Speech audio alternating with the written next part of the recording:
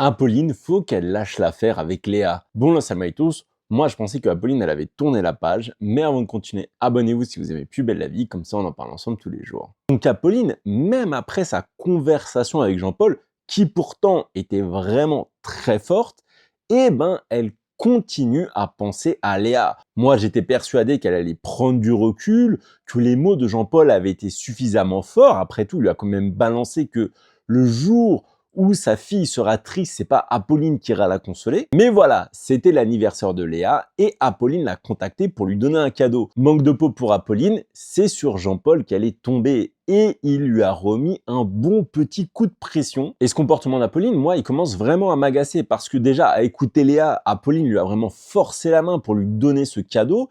Et même après être tombée sur Jean-Paul, elle a été le déposer devant la porte. Donc je sais, certains vont me dire, oui, mais elle est amoureuse, elle y est pour rien. Là, elle commence à avoir un comportement vraiment égoïste parce qu'elle pourrait mettre son amour de côté. Certes, elle aura de la peine, mais c'est des choses qui arrivent dans la vie. Mais là, clairement, ce qu'elle est en train de faire, ça peut détruire une famille parce qu'au-delà de Jean-Paul, il y a quand même des enfants dans l'histoire. Et surtout que Léa essaye de mettre de la distance avec elle, mais Apolline, elle force vraiment pour s'accrocher. Sincèrement, j'espère vraiment qu'elle va s'arrêter là, parce que sinon, elle va vraiment commencer à avoir le rôle de la méchante. Dites-moi vous en commentaire ce que vous en pensez.